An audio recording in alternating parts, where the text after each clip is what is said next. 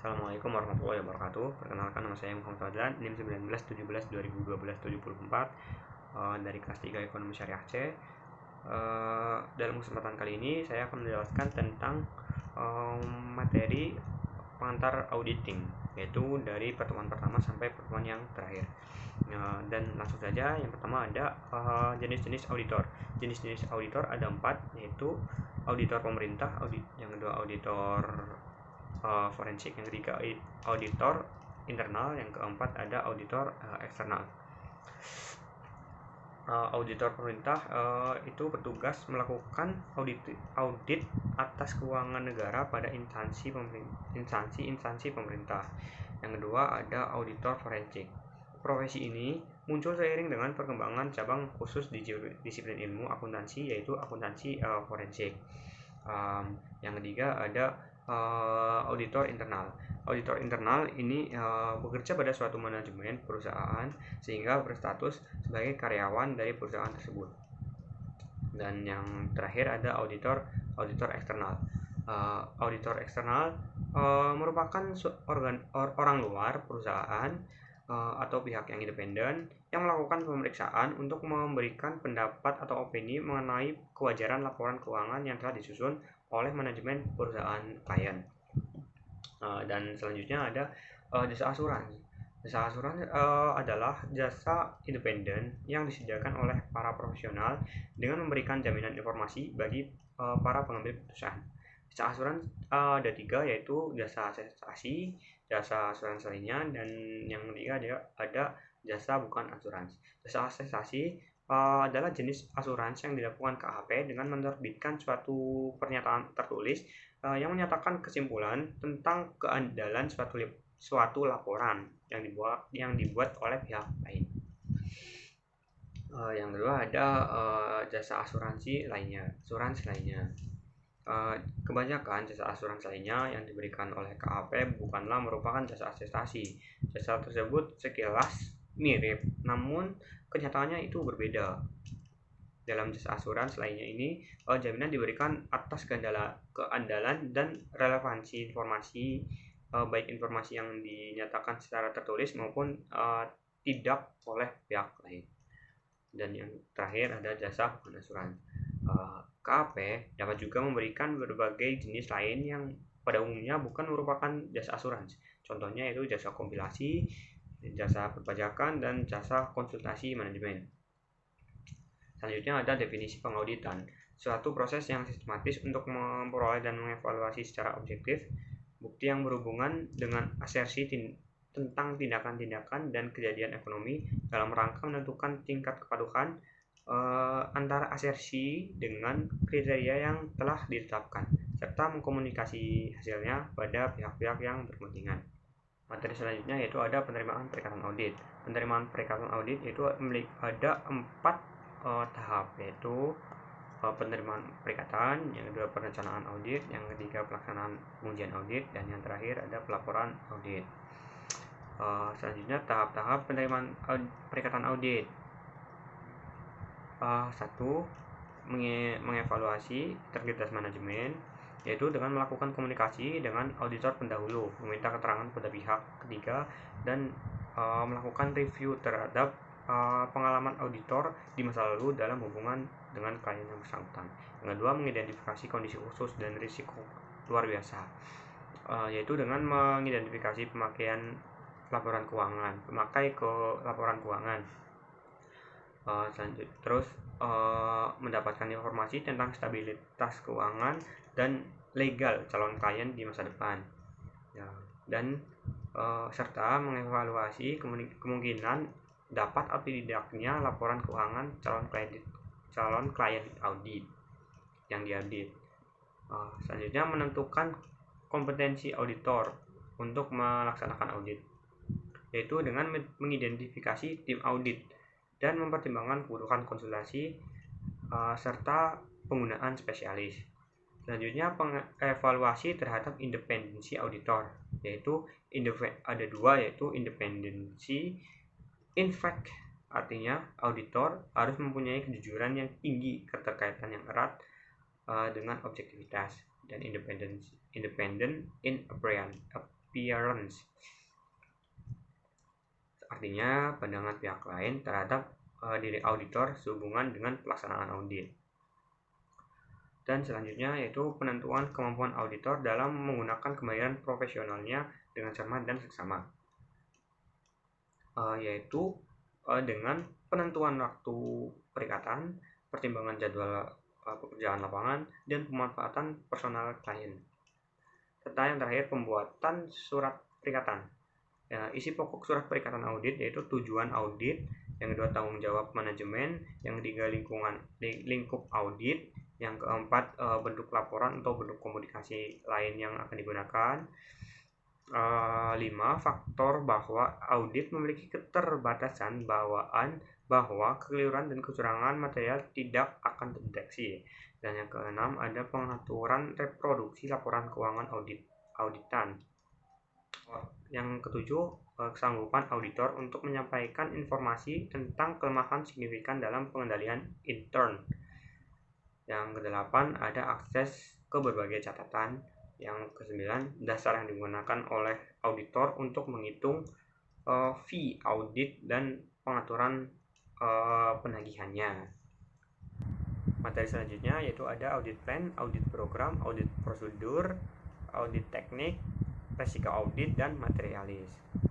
Yang pertama, agar dapat membuat perencanaan audit dengan baik-baiknya, auditor harus memahami bisnis klien dengan sebaik-baiknya juga, yaitu termasuk sifat, jenis, struktur organisasi, struktur pemodalan, metode produksi, pemasaran, distribusi, dan lain-lain. Isi dari audit plan yaitu hal-hal mengenai klien, hal-hal yang mempengaruhi klien, dan rencana kerja auditor. Dan yang selanjutnya yaitu audit program.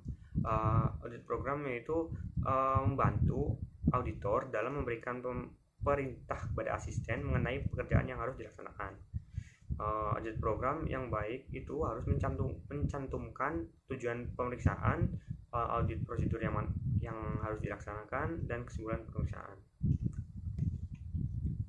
Dan selanjutnya ada audit procedures, yaitu langkah-langkah yang harus dijalankan auditor dalam melaksanakan pemeriksaannya dan sangat diperlukan oleh asisten agar tidak melakukan penyimpangan dan dapat bekerja secara efektif dan efisien. Dan selanjutnya yaitu resiko audit dan materialitas. Resiko audit yaitu resiko yang timbul karena auditor tanpa disadari tidak memodifikasikan pendapatnya sebagaimana semestinya atas suatu LK yang mengandung salah satu material. Dan materialitas yaitu besarnya informasi akuntansi yang apabila terjadi penghilangan atau salah saji dilihat dari keadaan yang melingkupinya, mungkin dapat mengubah atau mempengaruhi pertimbangan orang yang memberikan kepercayaan atas informasi tersebut. Materi selanjutnya yaitu standar audit. Dan yang pertama ada standar umum. Audit harus dilaksanakan oleh seorang atau lebih yang memiliki keahlian dan pelatihan teknis yang cukup sebagai auditor. Yang kedua ada standar pekerjaan lapangan. Pekerjaan harus dilaksanakan sebaik-baiknya dan direncanakan sebaik-baiknya. Jika digunakan asisten, harus disupervisi dengan semestinya. Pemahaman memadai atas pengendalian intern harus diperoleh untuk merencanakan audit dan menentukan sifat saat dan lingkup pengujian yang akan dilakukan. Dan yang ketiga ada standar pelaporan. Dan yang ketiga ada standar pelaporan. Laporan auditor harus menyatakan apakah laporan keuangan telah disusun sesuai dengan standar akuntansi keuangan di Indonesia apakah belum. Laporan auditor harus menunjukkan atau menyatakan jika ada ketidakkonsistenan penerapan prinsip akuntansi dalam penyusunan laporan keuangan periode berjalan dibandingkan dengan penerapan prinsip akuntansi tersebut dalam periode sebelumnya. Materi selanjutnya yaitu ada kertas kerja audit. Kertas kerja merupakan catatan-catatan yang diselenggarakan oleh auditor mengenai prosedur audit, pengujian yang dilakukannya, informasi yang diperolehnya, dan kesimpulan yang dibuatnya sehubungan dengan auditnya. Terdapat 4 tujuan penting pembuatan kertas kerja, yaitu dasar untuk perencanaan audit, Kedua, kertas kerja sebagai alat dokumentasi. Yang ketiga, dasar untuk menentukan jenis laporan audit yang pantas. Dan yang keempat, ada dasar untuk penelaahan oleh isi kertas kerja audit, yaitu ada pemeriksaan yang telah direncanakan, pemahaman yang memadai, bukti audit telah diperoleh, prosedur pemeriksaan yang telah diterapkan, dan pengujian yang telah dilaksanakan. Selanjutnya itu ada faktor-faktor yang harus diperhatikan dalam pemberian indeks kertas kerja. Adalah sebagai berikut. Indeks silang dari skedul utama, indeks silang dari skedul akun pendapatan dan biaya, indeks silang antar skedul atau jadwal pendukung, indeks silang dari jadwal pendukung ke ringkasan jurnal adjustment, indeks silang dari jadwal utama ke working trial balance. Indeks silang dapat digunakan pula untuk menghubungkan program audit dengan kertas kerja. Materi selanjutnya yaitu ada bukti audit dan prosedur audit. Bukti audit adalah segala informasi yang mendukung angka-angka atau informasi lain yang disajikan dalam laporan keuangan yang dapat digunakan oleh auditor sebagai dasar yang layak untuk menyatakan pendapatnya. Bukti audit yang mendukung laporan keuangan terdiri dari data akuntansi dan semua informasi penguat tersedia bagi auditor seperti cek, faktur, surat kontrak, notulen rapat, konfirmasi, dan lain-lain. Cukup otodidaknya bukti audit mempertimbangkan, yaitu ada 3. 1. Materialitas dan resiko, faktor ekonomi, dan serta ukuran dan karakteristik populasi. Kompetensi bukti audit. Kompetensi informasi dipenguat oleh kompetensi bukti audit. Kompetensi informasi penguat dipengaruhi oleh beberapa faktor, yaitu 1. Relevansi sumber, ketepatan waktu, objektivitas, dan cara pemerolehan bukti. Bukti audit sebagai dasar yang layak untuk menyatakan pendapat auditor. Tipe bukti audit. Tipe bukti audit itu ada 2, yaitu tipe data akuntansi dan tipe informasi penguat. Prosedur audit yang biasa dilakukan auditor yaitu ada 1. Inspeksi, 2. Pengamatan, 3. Permintaan keterangan, 4. Konfirmasi, 5. Penelusuran, 6.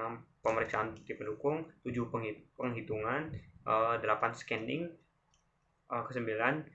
Pelaksanaan ulang, dan yang terakhir ada teknik audit berbantuan komputer. Tujuan khusus audit yaitu keabsahan. Apakah angka-angka yang dimasukkan dalam laporan keuangan memang seharusnya dimasukkan? 2. Kelengkapan. Apakah semua angka-angka yang seharusnya dimasukkan memang diikutsertakan secara lengkap? Yang ketiga, kepemilikan. Apakah angka-angka yang dimasukkan memang memiliki hak atau kewajiban perusahaan? Yang keempat, penilaian. Apakah angka-angka yang dimasukkan dinilai dengan pantas? Yang kelima, ada klasifikasi. Setiap pos telah dimasukkan dalam perkiraan yang benar, dan apakah perkiraan tersebut telah dimuat dengan pantas dalam laporan keuangan. Dan yang keenam, ada pisah batas, atau apakah transaksi telah dicatat dalam periode yang tepat. Dan yang ketujuh, ada akurasi mekanis. Apakah secara rinci dalam saldo perkiraan sesuai dengan angka-angka dalam buku besar tambahan. Dan yang terakhir ada pengungkapan. Apakah semua perkiraan neraca dan laporan rugi laba serta informasi yang berkaitan telah disajikan dengan benar dalam laporan keuangan dan dijelaskan dengan pantas dalam isi dan catatan kaki. Mungkin sekian dari saya. Mohon maaf apabila ada kesalahan kata atau kalimat. Sekian dan terima kasih. Assalamualaikum warahmatullahi wabarakatuh.